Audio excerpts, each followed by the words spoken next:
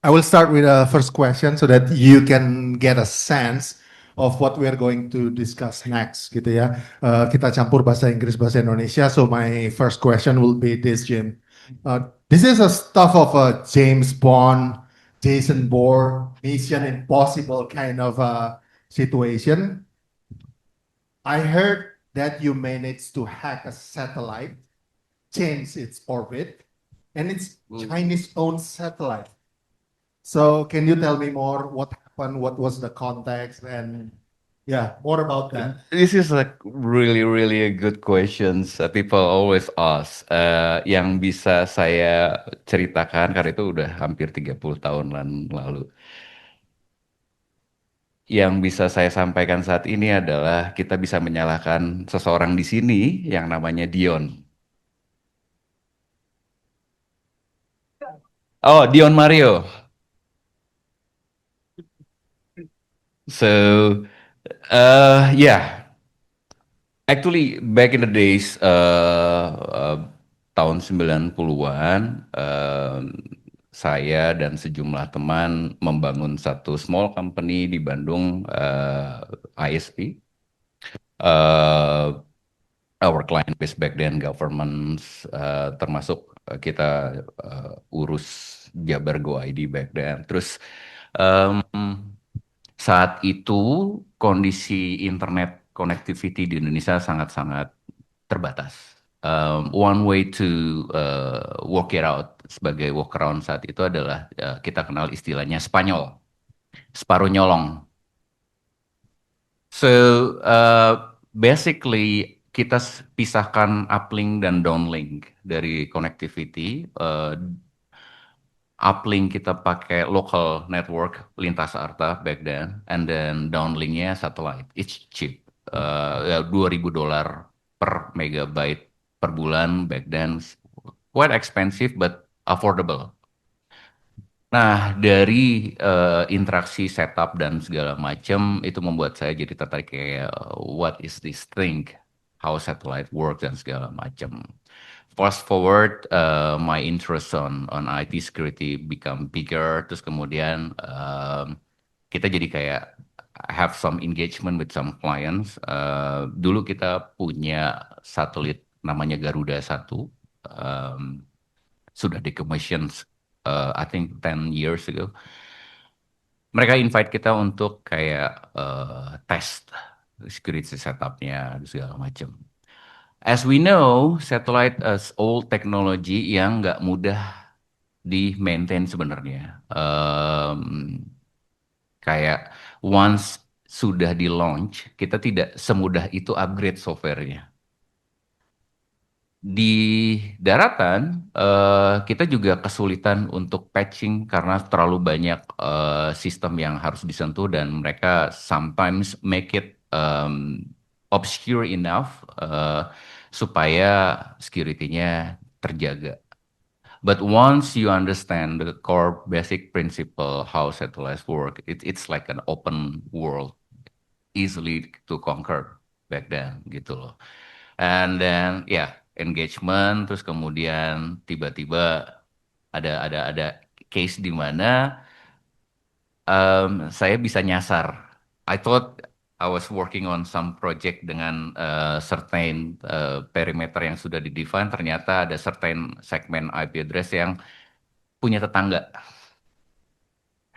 Dan begitu masuk dan segala macam, it was like completely different setup dan ya banyak yang terjadi. Terus kemudian kita engage dan they contact us as a consultant back then. Terus kemudian ya udah report. It's nothing sophisticated back then.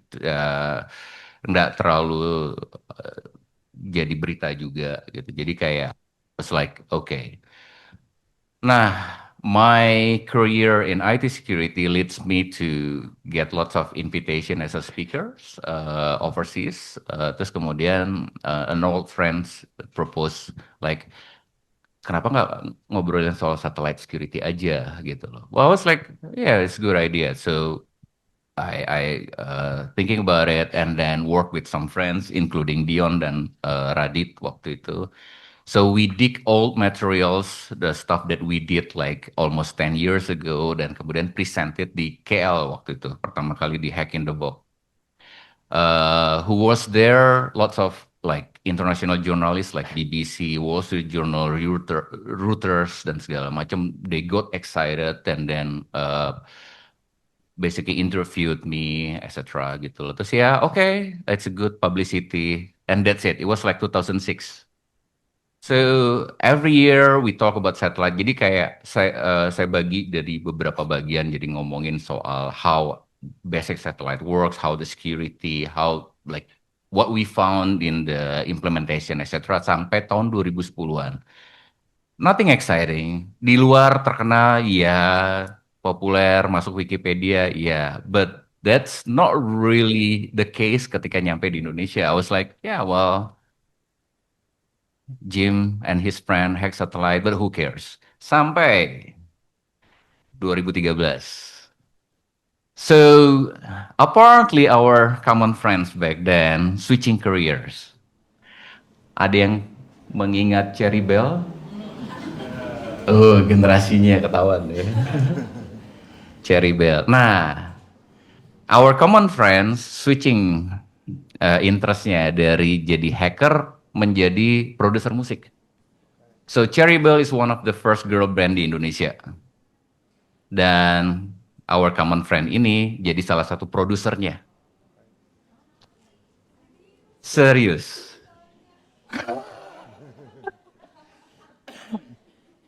Setelah sukses dengan Cherry Bell, dia bikin project namanya Beksa. Tahu Oben Onsu?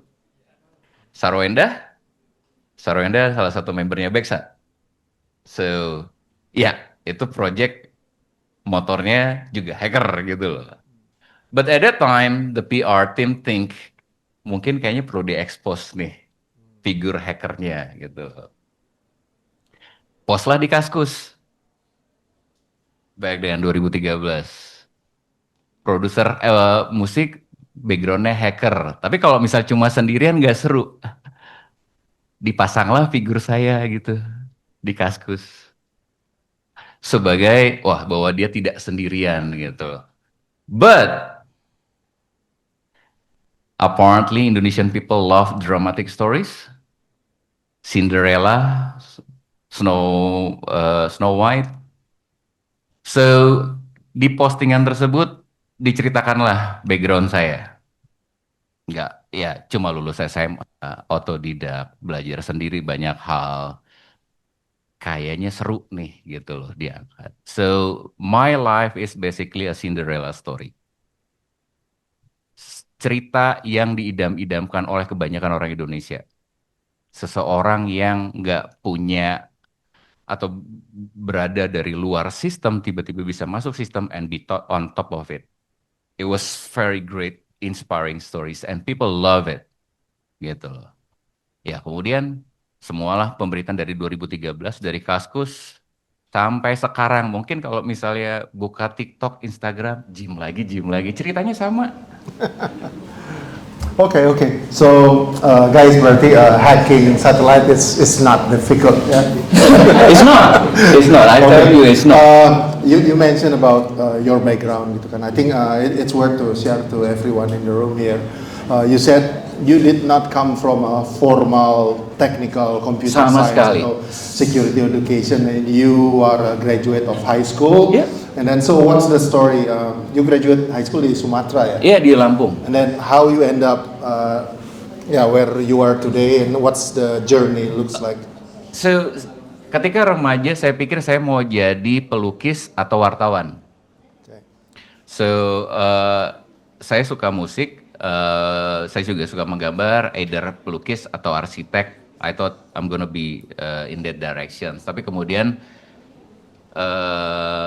seni basically at large adalah something yang saya obses banget gitu. Terus kemudian banyak hal yang saya lakukan mulai dari bikin fanzine. Jadi kalau saya suka musik metal. Jadi sekitar pertengahan tahun 95-96an I did lots of interviews, lots of local bands back then underground. Terus kemudian saya compile materialnya jadi sebuah majalah yang diperbanyak di fotokopi gitu. Nah, disitulah saya kenal komputer pertama kali. Kayak gitu, like how to use back then WordStar. Okay.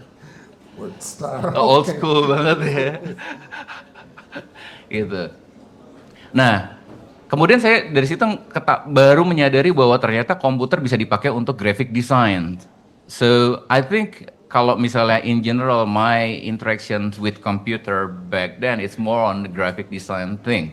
Sampai kemudian saya tahu oh ada website, ada Mosaic, Netscape Navigator back then gitu. Terus kemudian ya semua tentang desain gitu. Sampai saya pikir ya udahlah saya jadi desainer aja, graphic designer, Micromedia Flash, I was like fascinated by it back then gitu.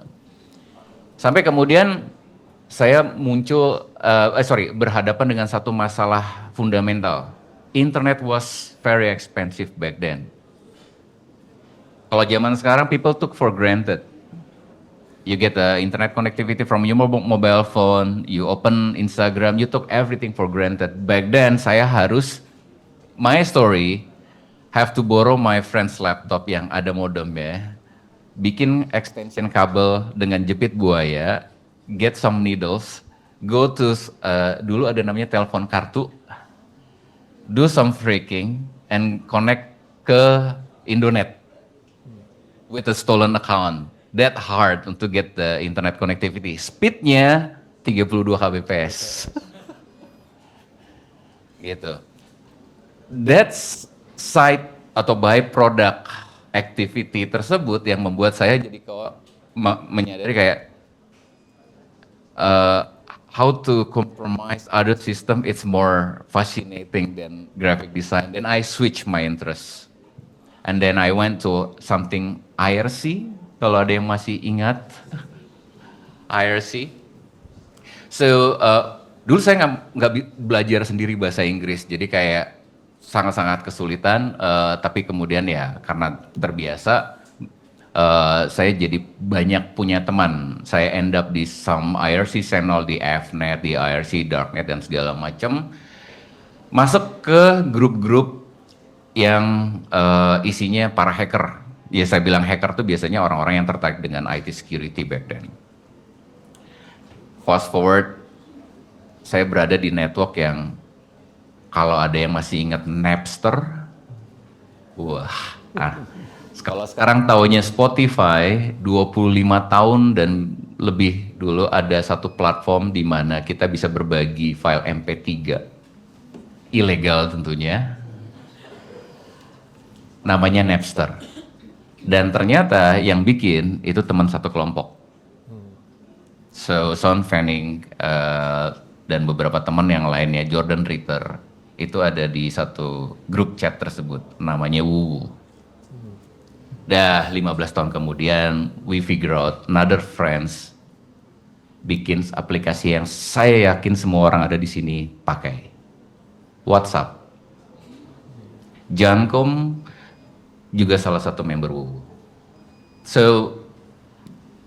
saya cuma merasa saya beruntung berada di waktu yang tepat, ketemu orang-orang yang tepat.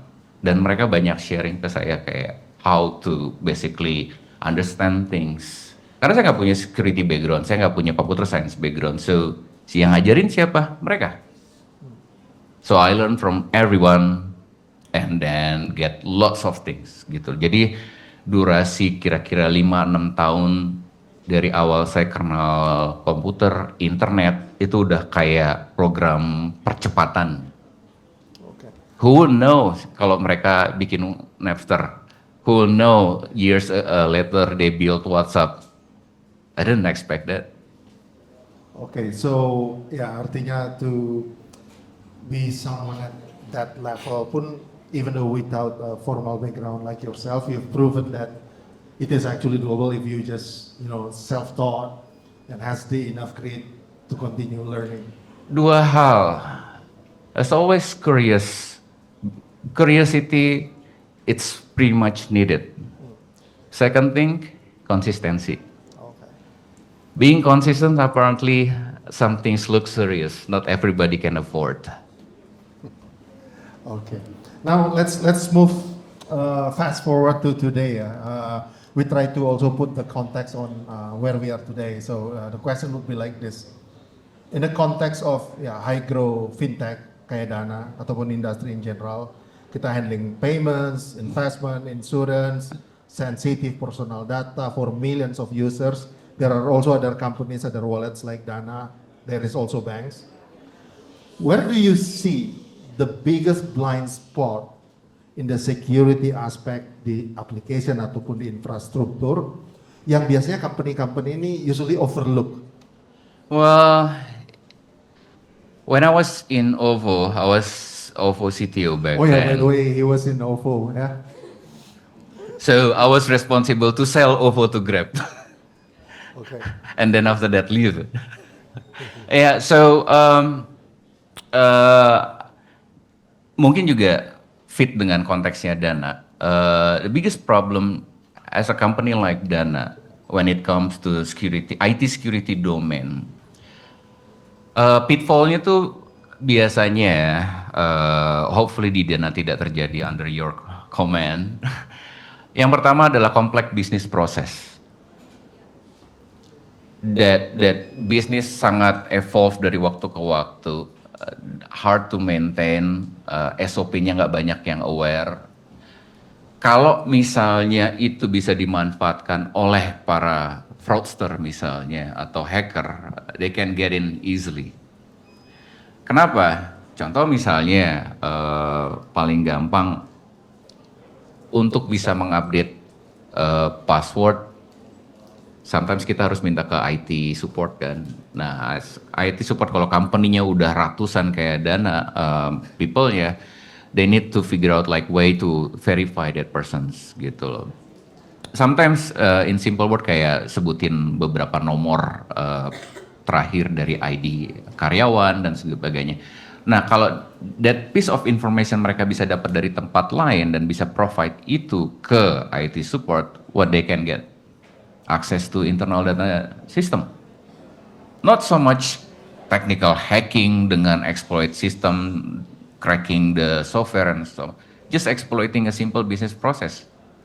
Trust dari people. Kita punya orang segini banyak, various background, punya banyak kepentingan. There's another thing. Understanding their technology and then the importance of security juga tidak merata antara satu dengan yang lain. Some people take, as I said earlier, took things for granted, internet connectivity granted. Okay, so artinya what Jim was saying is that we may protect our system with enough security, but usually the overlook adalah how we actually look our own internal business process, and then the loophole in that internal business process yang actually bisa di exploit baik eksternal maupun internal to compromise the account, and then that account can be used to compromise the system. Yeah. So basically from internal, from business process complexity, SOP, holes in SOP, nah justru that exploit yang biasanya is more dangerous than the actual attack from Betul. external. Okay. Betul. Karena kalau misalnya dari external attack, I think we have numerous way to prevent. We can buy expensive system to protect us. We can deploy latest antivirus, for example. But kalau internal business processnya allowing some interaction happen that wasn't intended to, then ya buat apa? Okay. Tadi we discuss juga bahwa you've been around in information security landscape. Now you are really paying attention to the area of risk and fraud because Betul. it's lately something yang jadi the biggest concern in the industry. And then one of the thing yang we also notice that let's say in Indonesia gitu kan kita punya NIK, kita punya KTP, all this biaya data is actually been leaked. It's out there. I see my own KTP in dark web. I was also surprised gitu. All information yang ada di Dukcapil itu it's there and I see it gitu. So that happens with all 200 million Indonesians gitu. Nah, terus itu udah dianggap sebagai accepted risk. Betul. Bahwa it is what it is, itu sudah happen. So with that kind of situation, how we can, move forward, deal with this very big accepted risk? Uh, it's really tough questions yang mungkin individual atau single company cannot answers. It has to be governed by our government, of course, untuk punya inisiatif gimana handle itu. But sayangnya, saya belum melihat bentuk konkret data kita yang udah bocor itu perlindungannya apa. Other than some advice yang I keep getting dari Komdigi misalnya atau Kemendagri lewat Dukcapil, some SOP untuk bisa nge-look up data, but data yang udah bocor mau diapain dan prevensi seperti apa, nggak ada jawabannya itu. It's very unfortunate kita tinggal di Indonesia, negara open source. Okay, thank you, Jim. Now I'm going to give opportunity buat teman-teman semua untuk ask questions. Anything about security, about hacking, fraud, atau during the days we discussed back then, Jim itu pernah hidup dari terminal ke terminal just to continue life. Any questions from teman-teman di sini? Welcome. Oke. Silakan. Langsung aja ya. Oh, silakan.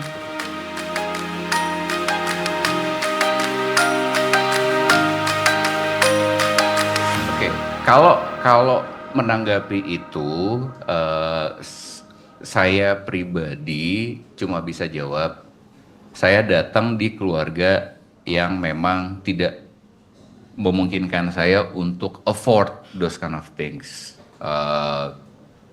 Bisa dibilang kondisi saya quote unquote lapar. Nah, nature-nya manusia menyikapi kelaparan ada dua, either fight atau flight.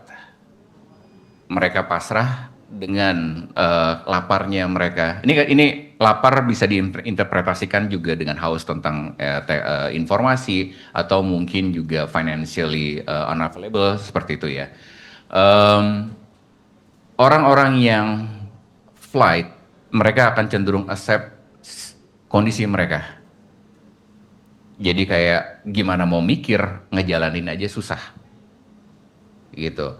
Mau belajar hal baru, ntar dulu deh, nggak ada insentifnya di depan mata dulu yang dijalanin.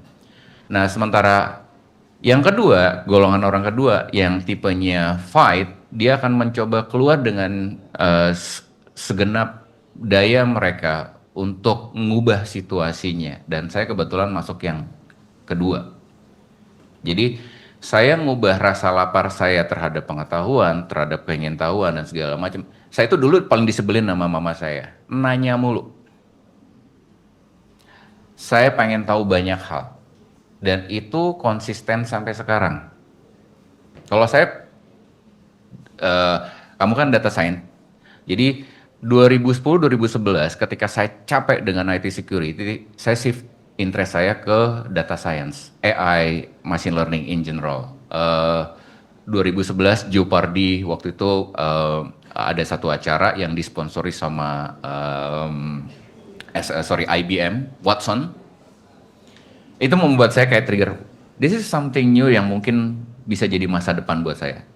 Percaya atau tidak, 4 tahun kemudian saya belajar semua hal yang saat itu masih ya tidak secanggih sekarang ya. Dulu masih kayak decision tree learning, terus kemudian SVM dan segala macam. Saya pelajarin itu semua dan interest saya terhadap bahasa saya gabung ke situ. Jadi bisa dibilang domain interest saya machine learning / NLP. Kemudian saya banyak bikin, pernah pakai Spacey? Ya pernah. Salah satu kontributornya kalau nggak salah untuk bahasa Indonesia. Ya, selain kontributor, isu nomor satunya saya, gitu. Jadi saya melihat bahwa untuk bisa punya ketertarikan ya biasanya muncul dari dalam kita, diri kita. Ada rasa lapar nggak di diri kita yang harus terpuaskan untuk dapat gitu loh. Dan sebenarnya saya yakin semua orang bisa. semua orang punya interest. Ada yang punya interest terhadap mobil, fashion, apapun itu. Cuma masalahnya cuma satu, konsistensi. Karena percuma pengen belajar tapi kalau nggak konsisten. Konsistensi ini ups and down. Ada ups, low. Ternyata nggak semua orang bisa ngadepin itu. Grit, mungkin kalau in psychological word, grit.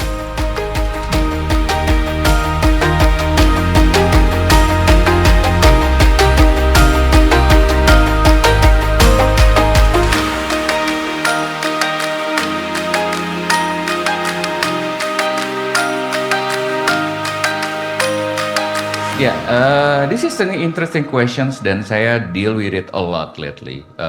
For context, saya ganti domain lagi, capek dengan fintech.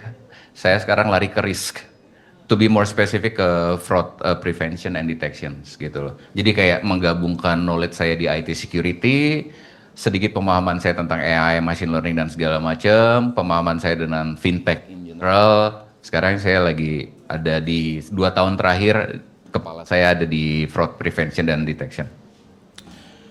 You're right, bahwa AI itu bisa jadi threat multiplier dalam hal ini, bisa dimanfaatkan untuk mempermudah automate tedious proses mencari. Itu melelahkan sebenarnya nyari bugs di sebuah software. Seeded numbers, cryptic hex code dan segala macam, it's very tiring job. But the result can be fruitful and really worthy. Kayak misalnya kalau if you found a bug di iPhone, you know how much it costs buat a company acquire that informations? $2 million. Informasi bisa ngehack handphonenya Pak Norman aja itu $2 juta. Yang bayar siapa? Governments, companies with different intention. I'll come back to intention later on. Yang kedua, AI sebagai defense multiplier. Tadi saya bilang AI multiplier, sekarang kita ngomongin defense. Juga bisa dimanfaatkan. How we can use it? Those complex algorithm bisa dimanfaatkan untuk mengenali dalam waktu yang sangat-sangat singkat anomali. Patterns yang kita mungkin ngelihat, wah ini biasa, tapi they insist it's anomaly. Can be verified dan sebagainya. So, teknologi at large, AI to be more specific, adalah something yang sebenarnya secara fundamental tidak berubah. Seperti martial art-nya Pak Norman gitu ya. Can be used for good things or bad things. But yang makes the difference, intent. Intent yang change the game, gitu. Jadi saya ngelihat bahwa AI itu hanya amplifier, multiplier dalam hal ini, mempercepat. Jadi mungkin in this case kalau misalnya ngelihat banyak deepfake dipakai buat onboarding, pada saat onboarding, kemudian customer call sekarang pakai AI juga untuk solve their problem segala macam. It can be used on many different aspect in our life. Tapi apakah mengubah esensi fundamentalnya? Ternyata enggak. Human intention yang membedakan. So, same story all over again. Jawab? Thank you. Okay. One more question? Two more? One more last questions. Anyone? Masih ada pertanyaan buat Jim? Mungkin banyak yang nggak tahu. Saya dulu pernah report ke Pak Norman loh. Yeah, once upon a time. Once upon a time. Busy. Yang interview saya dulu Norman kok. It was like what?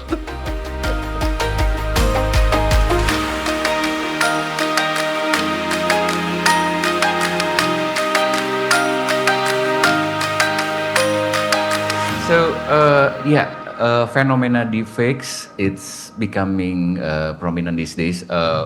it's real threat, di mana di case misalnya di Dana yang paling pertama kali top of mind-nya adalah pada saat proses onboarding ya, di mana seseorang dengan balik lagi tadi kita negara open source ya, get the KTP data dan etc. Terus kemudian nyari namanya, apalagi semua orang ada di sosial media, pernah post fotonya 1 atau 2 kali kecuali orangnya introvert. Dan itu data-data muka, wajah, foto dan segala macam bisa diekstrak, kemudian dikompil dan dijadikan persona dan beneran bisa di-recreate menjadi video atau foto baru sesuai dengan datanya tersebut. Sedemikian menakutkan. Apakah ada cara untuk mengenalinya? Ada, but then again technology is always evolving. Hari ini yang ngedeteknya menang, besok yang ngedeteknya kalah, terus aja begitu sampai kita nggak tahu kapan gitu. Jadi saya pribadi instead of kita keep continuously invest. Kebetulan company yang saya sedang urus saat ini fokus di fraud detection dan prevention development. Secara teknologi terutama kita invest di research-nya banyak. Kita meyakini bahwa karena teknologinya terus evolving, kita nggak mau spend waktu berlama-lama.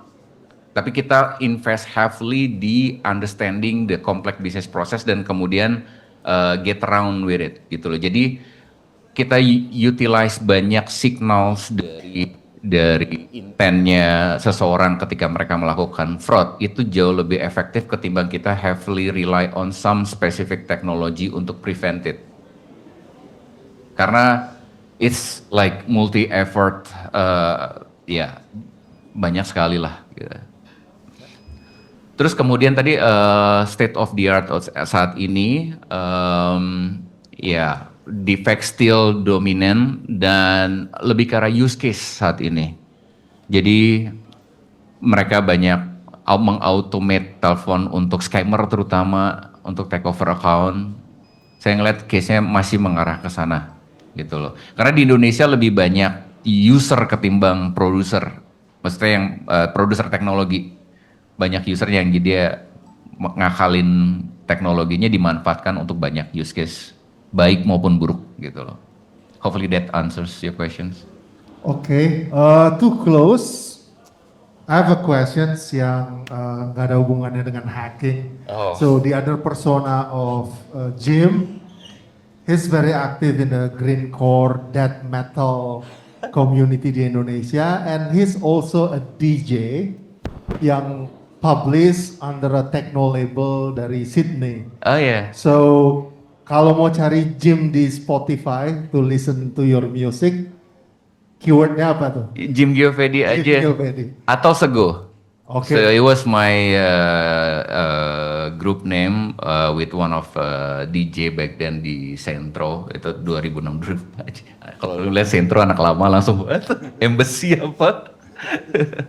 Ya, jadi ada masanya saya suka ajeb-ajeb zamannya dulu ya. Kalau pagi consulting, kalau malamnya nge-DJ gitu. It was real, it was fun. Kalau saya justru curious gimana pertama music productionnya. Jadi bisa dibilang one of bedroom producer lah sebelum Skrillex dan lain segala macam. Yang kedua, saya penasaran sama industri bisnis musik digitalnya. Jadi saya akhirnya, so back then untuk menjadi seorang produser itu jalurnya masih jalur tradisional, dekat ada kontrak label rekaman dan segala macam. Terus saya coba cari gimana caranya bisa masuk ke industri tersebut, kemudian get the contract, get to know the right people and etc. So I treat it as like a hacking project juga bisa dibilang. Okay, thank you very much, Jim.